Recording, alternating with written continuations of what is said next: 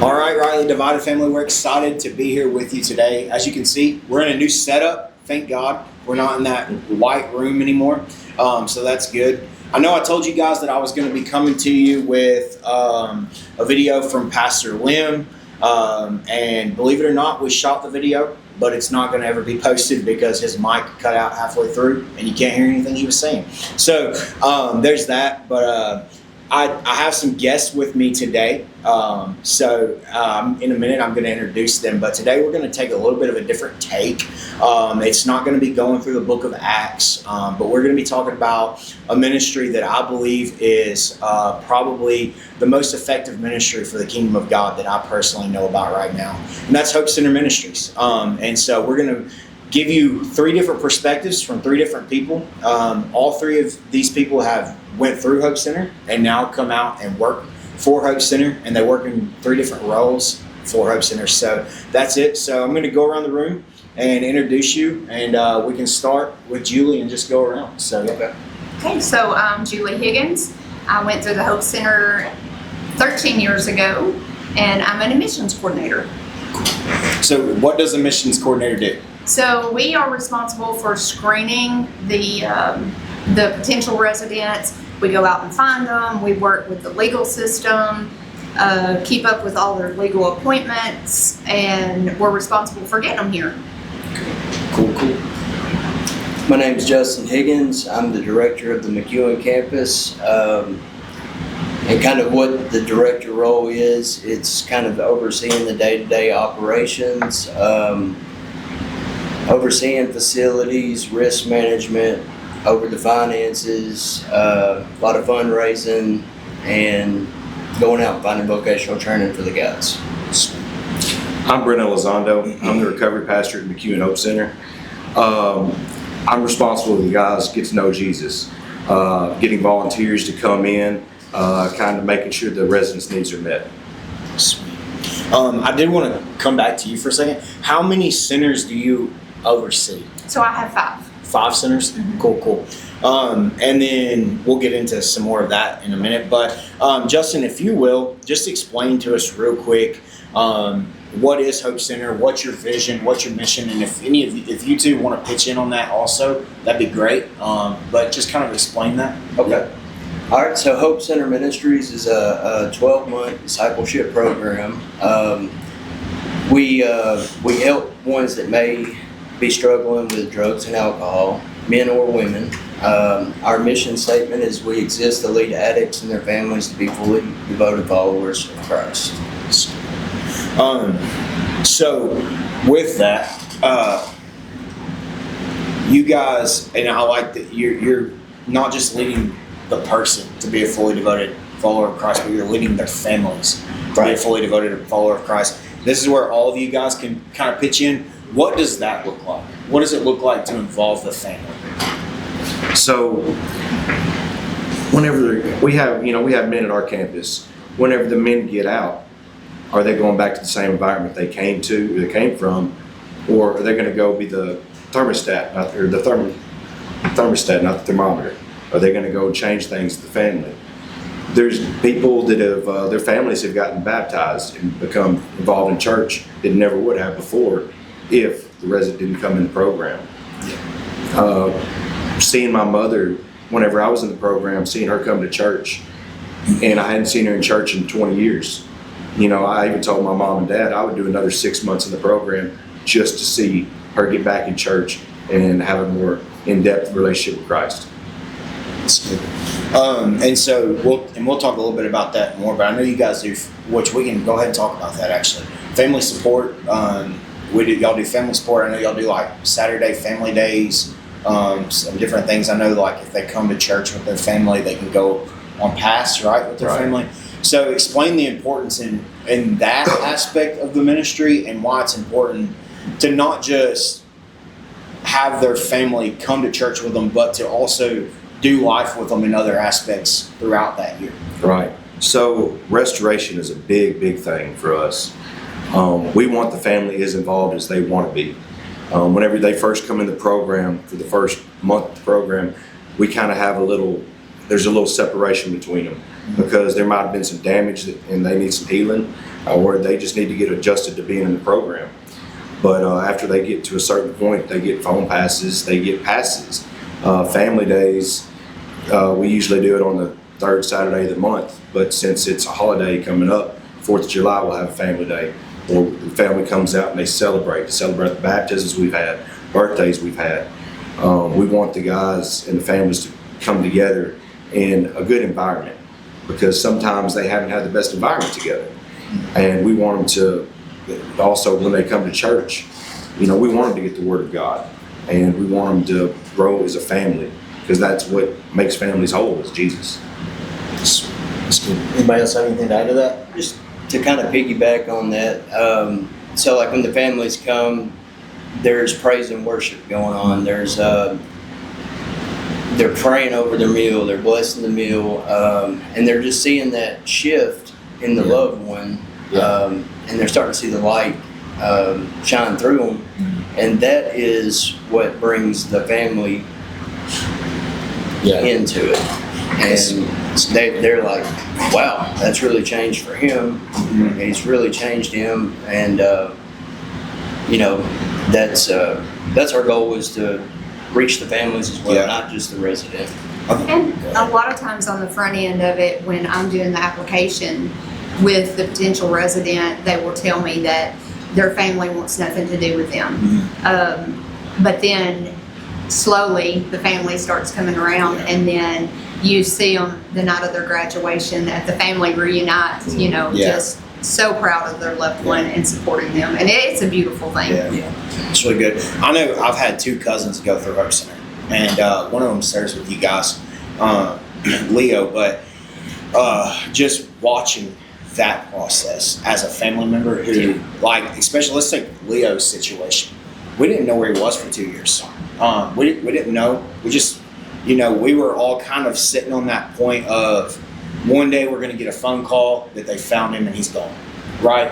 And that's just where we were. And watching that kind of go through the process of the first few times I went to family support, he didn't really even want to talk to anybody. He was just so he didn't, he just hadn't got there yet, and then just watching that to where he's at now, and that process, is, I think, getting the family there.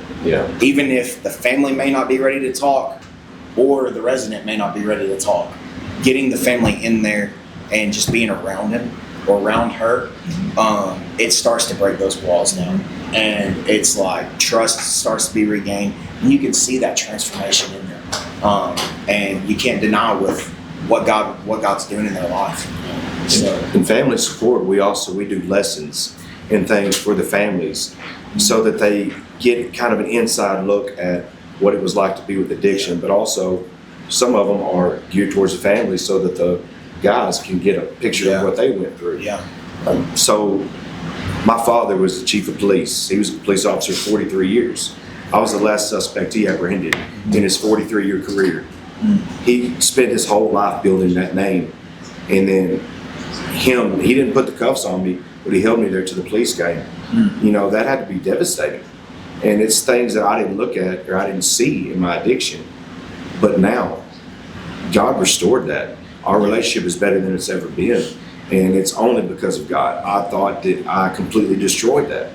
And seeing what he did for me, and he's doing for other guys in the program.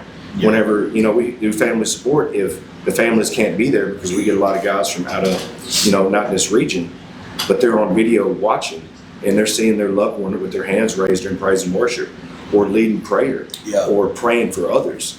And it gives them they don't recognize them at first. My family they had to get used to seeing me sober, because they didn't know me since I was 13 years old, sober. My life changed, everything about me changed. And they had to they didn't know who their son was, and I didn't know who I was. Yeah, that's good. And I know a lot of people don't realize it's not just the addict that's recovering. The mom's recovering, Absolutely. The dad's recovering, the sister's recovering, the brother's recovering. And I know when my other cousin was in the center, he was in Camden, And I think at the time that actually I had both cousins in the center at the same time. And so we were there, and my aunt would go to family support. And then, I don't know if it's like that now, but then there was a moment where the residents would go to one spot and the families would stay in another room.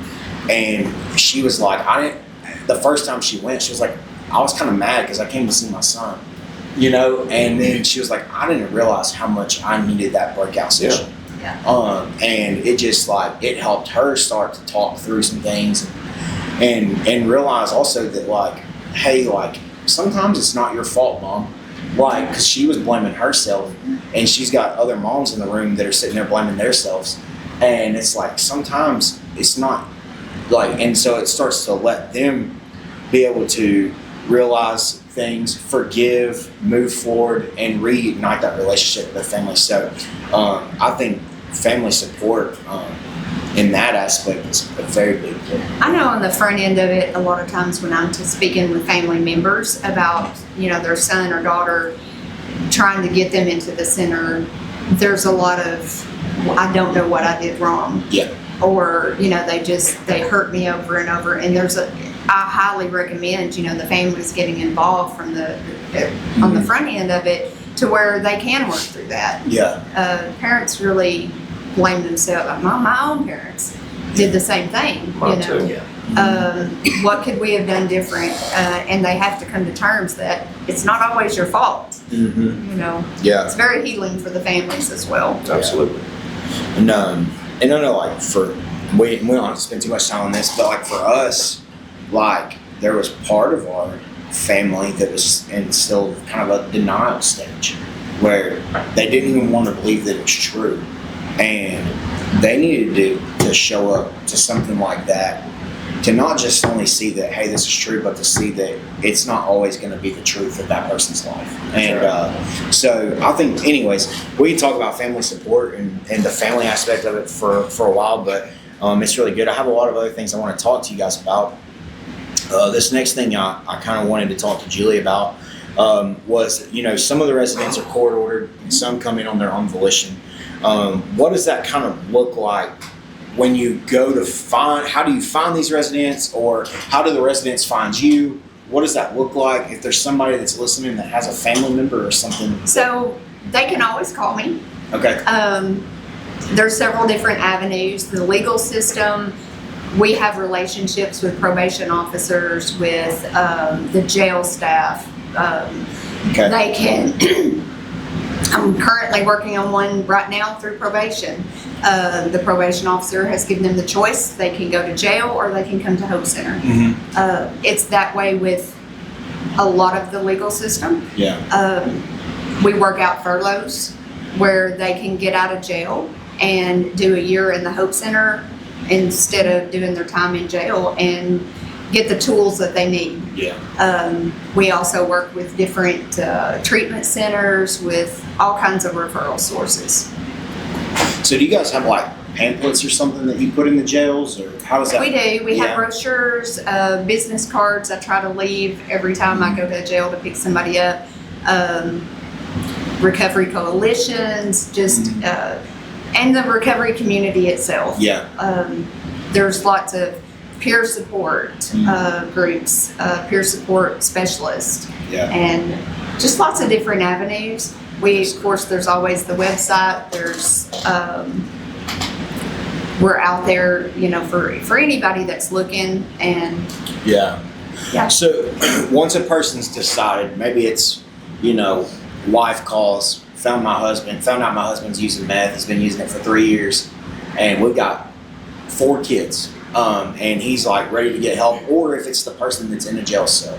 Once they've decided to come into Hope Center, from that point, how do they get there? Is that volunteers that go get them, or do you guys go get them? What's it supposed to look like? Yeah. Usually from the legal aspect of it, it has to be a Hope Center staff member. Okay. Or somebody that we have orchestrated to go get them, usually myself. Okay. I can tell you wherever jail is in the state of Tennessee. Now, if they're coming off the streets, Yeah. then once we have gone through the application process, then, a family member is welcome to bring them. Okay. And bring them that way. All right. So Brent, Yes. you guys have counselors for all your residents, and there's different amount of counseling sessions per week, and depending on what phase you're in, your counseling looks different. Explain why you do counseling the way you do it, and also talk to us about how can we get involved with counseling if we want to do that. Right. So whenever your first phase, which is the first 4 weeks of the program, you meet with a lay counselor twice a week for 4 weeks. And that's just to kind of sit there and develop a relationship with the guy and also walk through some things. The good thing about getting sober, you get your feelings back. Bad thing about getting sober, you get your feelings back. I know for me, I was an emotional wreck. I'd watch something on TV and be in tears. And I didn't cry for 7-8 years before I came in the center. And then it was every time I turned around, I'm busting in tears over something. See a dog video where I'm crying. But it's you developing a relationship with somebody that's sober and also a godly man, for us, godly woman for the women's centers. And you're developing that relationship with them as somebody that can help you walk through these battles. Hope Center is a year-long program. And I think that's great because I needed it. Yeah. I spent 20 years in addiction. I can't get everything I need in 28 days. That's just not me. So when we have the mentors come in and they talk with these guys, they develop lifelong relationships with them. And I like to get a guy that goes through the second phase, which is 40 weeks of the program, with that one mentor, because some of these guys have never had a male role model to look up to in their life.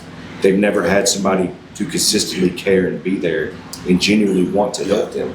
Yeah. That's good. I just thought about this while you were talking. The other day, my wife was talking to somebody, and they were talking about how their fiance is needing help, right? And they were talking through it, and she was like, the only thing is, he can't go get help because we have 3 kids and we got to pay bills, and he's the main source of income, and I'm disabled and everything like that, which is a real thing, and I'm sure you guys see it every day. What would you say to the person that's in that struggle of this is what I need to do, but also these are my responsibilities? How do I, So it's tough. Not everybody is able to take a year out of their life to commit to this. Yeah. And so in situations like that, we do have a long list of places that we can refer them to. If a shorter term program is what they're able to do, then, we'll help them with that. Okay. So. Yeah, I think that's good because I think a lot of people go, well, it's just not for me. And then they just try to put their head down and just keep pressing. But, let's take a circumstance like that where there's only one person that is able to work. Why? Well, that person's going to keep on taking more work on and more stress and more weight, which means that they're going to utilize more drugs, which means that eventually you're not even going to be there for your family at all anyways. It's a spiral, and I think what if it is 30 days? What if you do take a month? What if you take 2 weeks? Or what if you take a year? Do something though is the thing. Is don't just put your head down. But I think people knowing that stuff's around is a big thing. That lady, she was like, I don't even know where to begin. And I always recommend for somebody that is in that situation, there's Celebrate Recovery meetings. Yeah. There's something that they can get involved in, even if it's not Hope Center. Yeah. Intensive outpatient. Yeah. There's options. Talk to somebody. Yes. Yeah. Talk to somebody. That's the biggest thing. The devil wants us to keep it and own it and say that nobody has this but me. Open up, talk to somebody. It loses power once you speak it. Yeah. There are meetings. There are people that are here to help you. Churches. Yes. Yeah. You just got to reach out. We don't know what we don't know. Yeah.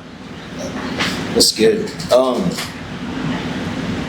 So this kind of leads into, what does discipleship look like for a guy? Because this isn't just recovery. This is more importantly a relationship with Jesus. That's it. So what does it look like? How do you disciple these guys from day one to the finish? And I'll just say this: the most discipled people in our church are people that are graduated from Hope Center. That's for real. You can go talk to somebody who has been coming to a church for 30 years, and and just ask them any random question, Scripture, and they'll be like, I don't know. Go to a guy that just graduated Hope Center 3 weeks ago. He can give you that answer and some, And like it's cool, but it's also sad. And I'll just say, if you're listening, step up, because like these guys are getting discipleship at a really intense level, and it shows. And I don't even know if it's intense or if we're just weak as Christians a lot. But anyways, that could be a whole nother conversation. But talk through the discipleship program, because I think, to me, you can't beat it. It's really successful. So one of my legs, my model, is culture. When you step on our campus, there's God culture everywhere. You look around, you see pictures, you see things, Scripture, you hear Christian music. We monitor what they watch on television, because garbage in, garbage out, good in, good out, God in, God out. So first phase, they do book work. All through the program, you get book work. But, we do a Design for Discipleship, a DFD book for first phase. You do a Celebrate Recovery book, which is really, really easy because it's all about you and there's no right or wrong answer. But it's really hard because it's all about you. And it tills up that soul so we can get to the root of the issue. Yeah. Drugs weren't my problem, they were my solution. Sin was my problem. And that's what the CR led me to. We wake up in the morning, the guys do devotions. Our devotion plan is, when you do a year in the program, you're going to read the entire Bible. And you're going to read it in its entirety. And I hate to say it, but a lot of people haven't done that. Yeah. A lot of people that have been in church their whole lives haven't read the full Bible. Yeah. We do the story in second phase, which is the Bible in chronological order. We have Monday night, we go to Celebrate Recovery. 7 o'clock for first phase, every Monday through Friday, we do Bible study. Saturday, we do house church. Wednesday night, we do a life group. We have 2 of them, one Pastor Scott's and one on campus. Friday, family support. Sunday, obviously, we're at church. Yeah. I mean, you cannot step on our campus for 24 hours. Justin said an hour, and I'm kind of with that, without hearing the gospel. That's good. I think, and if I'm talking to people that are just congregation members, like, it's hard to get people to show up to a group once a month. And, I get it. People have lives. Like, life's busy. We have jobs. We have responsibilities. We have kids. We have things to do, sports, XXXU, whatever, Everybody's got their thing. But it's that we're missing in our culture too. Because we have prioritized all the activities of life over our relationship with Jesus. And, for a guy to come and spend a year in a program, or a girl to come and spend a year in a program and come out being more discipled than a 20-year-old Christian, it's a challenging thing to the church. And we talk about it a lot in staff meetings. It's like, I wish we could just get them to grab a half of the discipleship that a guy in Hope Center gets. Because if they just got half of it, oh my gosh, our church would do 1,000 things different. You know what I mean? It would look like a totally different world, But yeah, let me ask you guys this, because y'all all 3 went through Hope Center, and now you're out on the other side of that, and you're working, and your jobs are all demanding. You have a lot of hours worth of work to do. How do you manage that? If you were going to talk to somebody that's working a job, has a family, all of that, how do you manage your time into making sure that discipleship, personal time with God, all of that is still happening in your life And because the listener's going to go, yeah, but that's just not realistic whenever you get out of there, you know. But you guys are still, you guys are success stories, and you're still living for Jesus. You're still serving God. So how do you manage that? So I tell everybody that I talk to about coming into the program that it's going to be overwhelming on the front end. The spiritual part of it is, I used to call it Bible boot camp. But if you do the things that we teach you to do while you're in the Hope Center, once you graduate, you will be successful. Yeah. There's no ifs, ands, or buts about it. So I think the important thing for us to remember is to do those things. Yeah. Still go to church, still read your Bible every day, still pray every day, still, stay away from the garbage. As Brent said, the good things in, good things out. Me personally, I try to still do the things that I learned while I was in the Hope Center. Yeah. And it's easy. Just being disciplined, keeping your priorities in line, and knowing, God first, then self-care, then family, then ministry. I think that's very important, and it is a struggle sometimes. But you just have to do a daily inventory. Do I have my priorities straight? And It's good. Stay in your word, stay prayed up. That's So, and I think a lot of times people's career accidentally takes front seat, and it's not their intention. If you ask them, why do you work so much? So my family has a house to live in. Why do you work so much? So that my kids can participate in these activities. But on accident, their career takes front seat in their life, and it's actually you probably don't have to work that much. You probably don't need this. You probably don't have to have that. And there's a guy that goes to our church, and right after I came on staff here, our second week here, I did 115 hours. I worked for 115 hours. There was a lot that needed to be done. I was going. And, Pastor Scott came and talked to me. He was like, you're going to have to chill out. I'm going to let you go. If you're going to work that much, you're not going to work here. And that was hard for me because I was driven like that, and there's a guy that's here at the church and successful business owner, everything like that. And he came to me one day and he was like, you know my son, right? And I was like, yeah. He was like, yeah. He was like, you don't know my other kids. And I was like, no. And he was like, but you know where my son's at in life. And I was like, yeah. And he was like, imagine if that was your kids one day. And I was just like, and he was just like, I don't understand why you feel like you need to work this many hours. And he was like, here's the thing. I worked that many hours.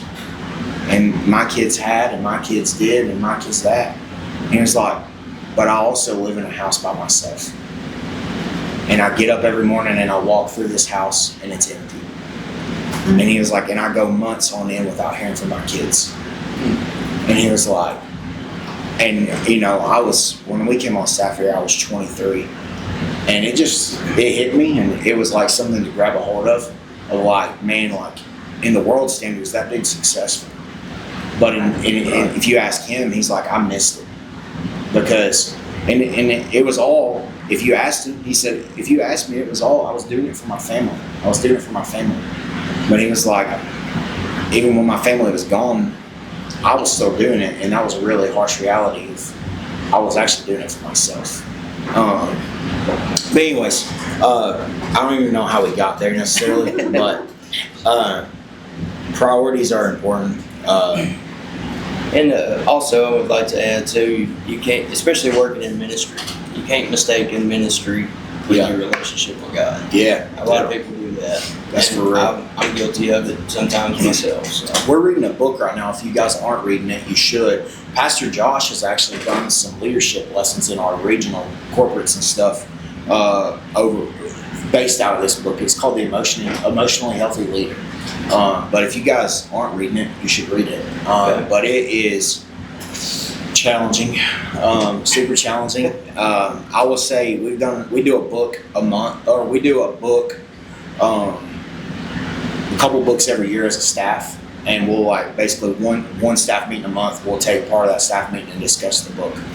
And this book has driven more conversation than any other book we've done. The Emotionally healthy leader. Healthy leader. And you can actually, it's an audio book on Spotify too, so you can listen to it. You can read it. But I would encourage anybody serving in ministry, or if you own your own business, if you're in any kind of leadership, you should definitely read that book. It's like a gut punch every time, and it challenges you. The chapter we read last month was on the Sabbath, and and people in ministry are often the worst at taking a Sabbath. Yeah. But it was to the point. It was talking about like if your Sabbath day looks like doing chores around the house, then you didn't take a Sabbath. If you're running around doing the dishes, making the bed, painting the walls, fixing the shutters on the outside of the house, mowing the grass, and everything like that, we call that Sabbath because we're not doing our job, and we kind of separate personal life and work. But it's still work that has to be done. And they're sitting there going, and so Julie's sitting here going, I haven't taken a Sabbath in X amount of years, right? But what they're saying is, when's the last time you woke up, you spent 2 or 3 hours with God, then you went and just spent a day hanging out and dating your husband and did nothing else? And everybody sitting at this table would say, well, up till about a month ago, I would tell you years, but I got punched in the gut about it. But it's a reality of like, we call Sabbath just not working. We're not getting paid for it, so it's not working. Right. And this is like, it's still work. Yeah. You're just not, it's just your personal work. Mowing your yard, weed eating, still work. Right. And there are things like, when's the last time you just worked, you just existed, and just were in solitude with God? And anyways, it was talking about the culture, like the Jewish culture, like the day before Sabbath, because their whole culture shuts down. The day before Sabbath, like teenagers will be running through the streets dancing and singing, because they know that for the next 24 hours, they get mom and dad's undivided attention. They get family's undivided attention. Anyways, definitely you should read the book. It's a challenging book, but for me, it's made me a better husband, a better father already. Honestly, a better leader. Because sometimes if you're very driven, you'll also have unhealthy expectations for the people that serve beside of you. Yeah. But anyways, I plug that Emotionally Healthy Leader. Y'all read it. It'll be great. Check it out. Yeah. So with that, going into work, guys or girls in the center get a VT. So explain what that is and explain how that helps them when they get out of the center. Okay. Yeah, so VT stands for vocational training. And what that is a partnership with a local business or a local company. And what they do is they partner with us for our residents to go into the second phase portion of their program. At that point, we will send them to one of the partner companies that we have, and they do the 40 weeks of second phase in vocational training, and then they transition into third phase the last 8 weeks of their program. And as long as they've done well during the second phase portion, they will actually hire the resident on, and that employer will keep them hired on even once they complete and graduate the program, if the resident chooses to stay there with them. That's good. So basically, if you do a good job, you get a job. Yeah. You leave the program with a job, so it's a leg up. For them. That's really good. So if a resident like has their VT and they go and they work it, they stay with their job, do they like? I guess does it just depend on the business based on like do they keep doing the same position they're doing, or does that just depend business to business, or? It does depend business to business. Yeah. You know, like we've got a wide variety, everything from ironworks to construction to lumber yards to factories. Yeah. You know, but no, they come in the position that they were in, but they have the opportunity to move To grow up with the company. within the Yeah. company. That's good.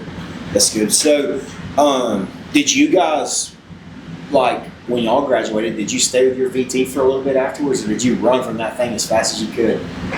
Well, What was your VT? So when I came through, we still did thrift stores. Oh, yeah. So I was out of there. That's funny. Yeah. so, well, me and Brent, we were both at the same VT. We was in the program together. Okay. We went and helped start up the Sykeston, Missouri Center. Okay. And at that point, I become the first phase leader and cook, and he was the night manager. So that was the end of our VT. Okay, From then on, gotcha. we pretty much locked into Hope Center. Yeah, that's been with cool. it ever since. So. Cool, yeah. All right. This is a question for everyone, and it kind of leads into, you guys were all part of the program. Give a little bit of your story. How did Hope Center Ministries act as an avenue, not just to sobriety, but also to freedom in Christ? You don't have to tell a lot, but if you want to just go into your story a little bit and talk about how that helped you. Yeah. I'll take off. Whoever wants to go first. So, I mean, just to summarize, you know, my childhood, it was good. Parents raised me right. Really had no reason to go down the road I went down.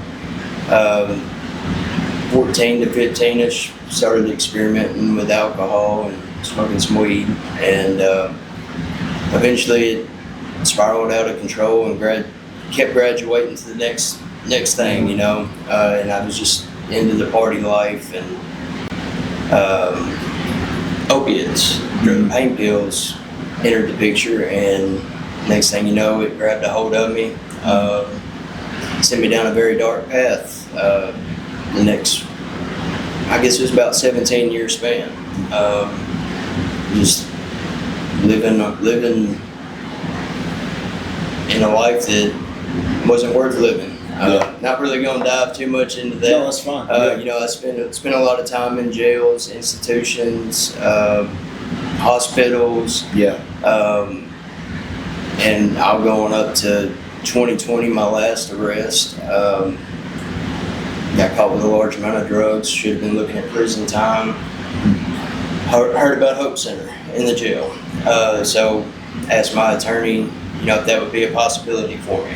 And, you know, God moved in the situation. Had to serve 8 months in jail, and then they agreed to let me come do a year in the Hope Center. Best thing that ever happened in my life. Yeah. You know, within the first month, I got saved and baptized. Started building got to know God. Not only got to know God, but started building a relationship with God. And started leaning on Him for direction throughout the program. And, you know, that's when the first phase leader position opened up, and that's a leadership role where you're kind of leading groups and getting to pour in to guys, lead some Bible studies. And at the time that I took it, I was just planning on doing that during the course of my program. But over a period of time, you know, I really felt that God was calling me to maybe stick it out with Hope Center, that this was supposed to be what I was supposed to do. And so that's what I did, and moved into internship program, did a year of that. December of 22, I think it was, when we opened in McEwen. The women moved to Dixon, and December of 22, So we've been doing it about 3.5 years now. Got to come into ministry with my best friend, and you know, we went through it all together. So I mean, it was a whole God thing, how it all come together. Shortly after we opened the center, I had a beautiful admissions coordinator that we got to talking, and next thing you know, I'm proposing, and we got married going on 3 years now. So That's cool. So you got, like, that story there. It just like, not only was it sobriety, not only was it relationship with Jesus, but it was lifelong friendships and your wife. yeah, All like, God didn't just kind of use Hope Center in your life. Like, he used it in a totally transformed your life in ways you probably never even saw coming. never thought it was even imagined Yeah. or possible.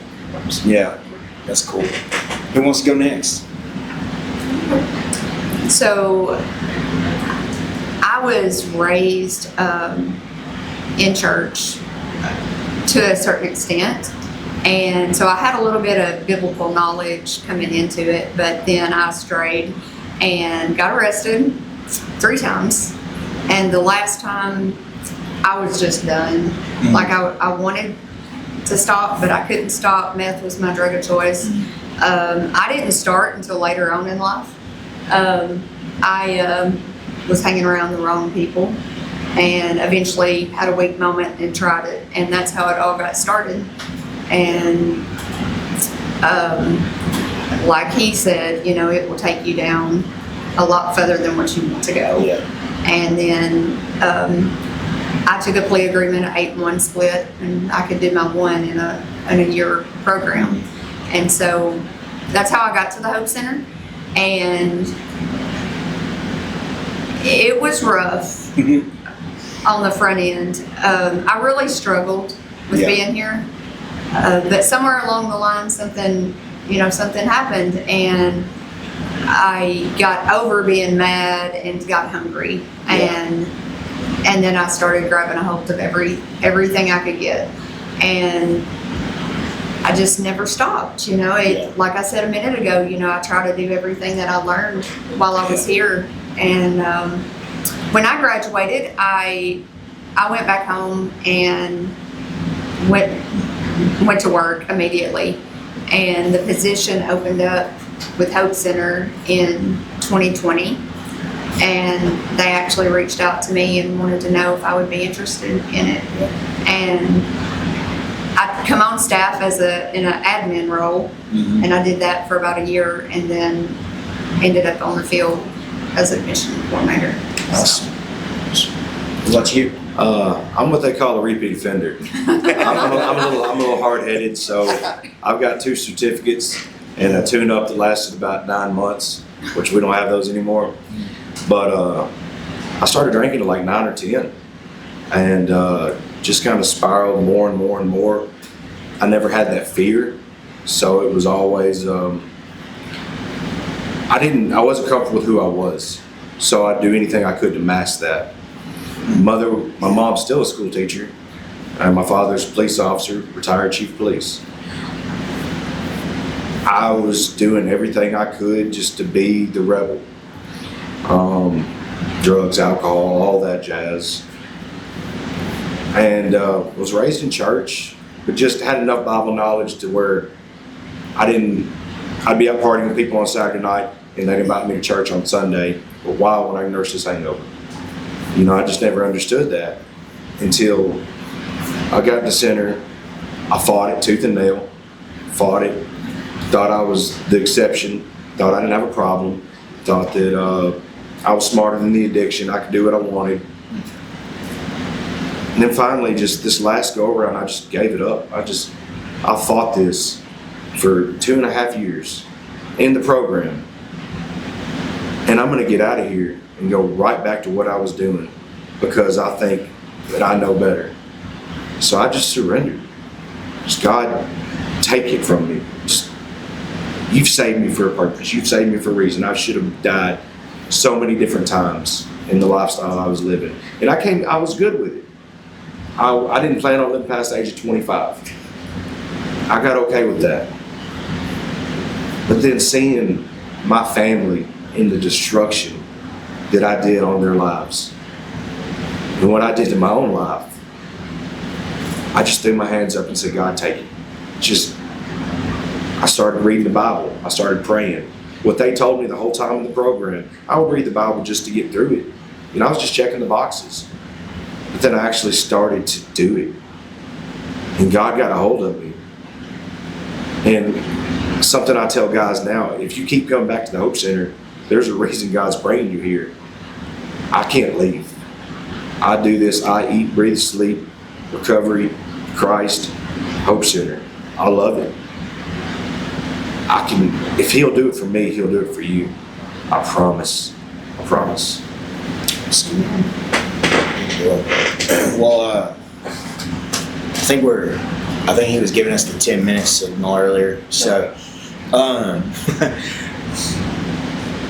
I wanted everybody to talk about a moment since you've been working for Hope Center, where you had a resident come through that, like, you watched them through that whole process, got to see them reunited with their family.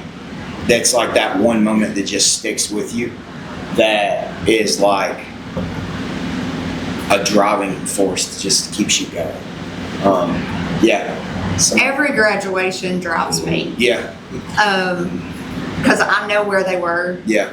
I talked to them at their lowest. Yeah. Broken, and so every one of them that walks across the stage to graduate, I get wrecked at every graduation. Yeah. Leo. Yeah. Okay. I admitted Leo. Yeah. So I remember just going back to that day. They called me and was like, they found him, and I had your phone number, which for some reason I don't have anymore. But I had your phone number, and because we had been on the phone about a year prior about another person, and I was like, well, call this lady right here. I sent them their phone number. And then I didn't hear anything back from anybody for 5 days. So I was like, what happened there? But anyways, go ahead. Well, yeah. Seeing where he was and what he does now and how involved he is and how on fire for God that he is. Their camping trip, he caught his first fish this last weekend, and it just about put me in tears. Yeah. And there's too many to admitting there's people that are staff members now. Yeah. I have way too many stories to share. Well, one come to my mind. I mean, Leo, obviously, but also George. He came through and graduated, and I mean, he has really stayed connected. Yeah. He still comes out to the center, and he leads a life group. Yeah. And he counsels. So, it's just amazing to see where they were when they first come in the program, go through the program, and then do what they need to be doing when they get out, and then going and discipling and pouring into other guys. And he's actually an example of somebody that VT ended up being a stay for him, Yeah. So that's good. Yeah. George. That's crazy. How long has he been out? Like 2 years now? Probably about 2 years. Yeah. That's crazy. He goes fast. It does. What about you? I'd have to say the graduations, I feel like a proud dad up there whenever they're across the stage. But the most motivation for me is the other side of the coin. When we get the phone call that we don't want to get, whenever it's one of our graduates is no longer with us. I use that as motivation to push harder. And I get some comfort in knowing that they know who Jesus is and they accept him in their life. And they just made a bad decision. But it makes me just push harder for the next one. So, did you have anything else to add to that? Nope, you're good? Yeah. How do I partner with Hope Center to help get somebody into the program? So there is a cost, Okay. a one-time payment of $700 for each resident to do the program. Usually by the time they're calling me, like we talked about, the family, they're done with them. Yeah. They're not going to fork out any more money, and I'm not going to tell somebody no. Mm-hmm. So we fundraise. There's always the opportunity to sponsor somebody through the program. Yeah. that would be a huge help on the admission side. Always. So maybe, and I might be speaking out of turn right here.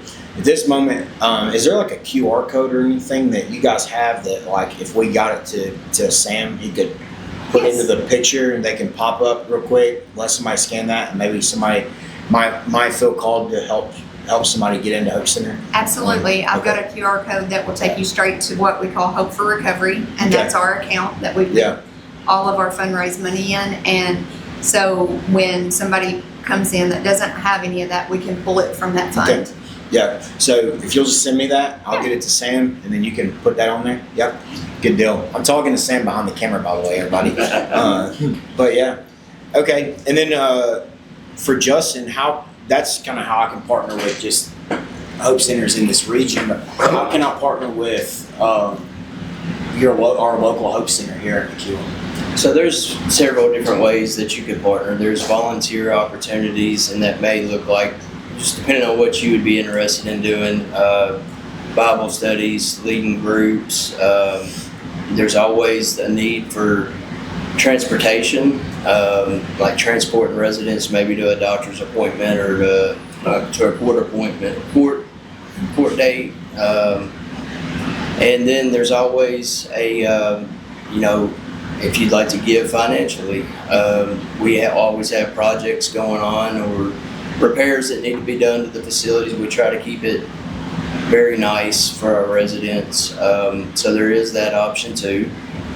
If you'd like to, come out and tour the facility, and we could share some vision on what we would like to do in the future with the facilities. And if that's where you can help out, then there's always that option. We also do have our annual golf tournament coming up. Yeah. That's September 26th. It's a fundraiser, and all the funds come back into the McEwen Hope Center. If you would be interested in playing in the golf tournament or sponsoring, those are options as well. And then, as we wrap up, is there anything that you guys can think about that you want to add that we maybe didn't talk about? If you don't have the finances to help out, we also take donations, like hygiene, notebooks, things like that, cleaning supplies. We got 30 men on campus. Men are dirty. Yeah. You know what I mean? We deodorant. We run through a lot of deodorant and soap. But also, if God has put it on your heart, come out. Just spend time on campus. You don't even have to volunteer. Just come out and hang out with them. Yeah. And I can promise you'll meet some men there, and you'll fall in love with them like we have. And whenever you say mentor counsel, that sounds scary. It's sitting down with somebody and just helping them walk through the Christian life, living life on life's terms. That's half of recovery right there. We come out anytime. And people that end up getting involved, always 100% of the time, they come back to us and say, "Thank you for getting me plugged in. I'm so blessed by getting to be a part of their journey." So don't think that you're not qualified to help out. That's right. Yeah. All right. Well, guys, thank y'all so much for being here. Thank you for coming and talking about ministry and what you guys do. And I hope it helps somebody listening. Maybe somebody listening will get the courage to, move forward. And maybe it's a family member who's listening that may not know what to do or where to go, and it can even just help them. My number?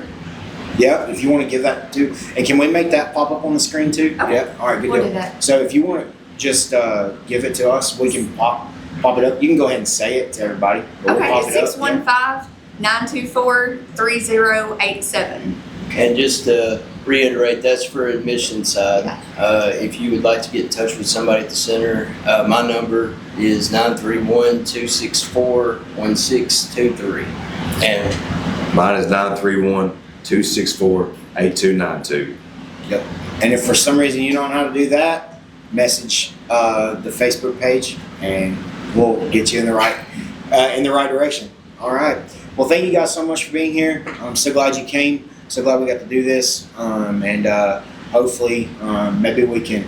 I think it would be cool. I was thinking about it earlier. Maybe it'd be cool to bring a resident in that came through and is doing it. An alumni? Like an alumni in to come and talk or and that kind of thing. So maybe that would be something we do moving forward. But thanks for having us. Yeah, thank y'all so much. Guys, make sure you like, follow, subscribe, share this with somebody you think it could help. We love you. Thanks for joining us this week.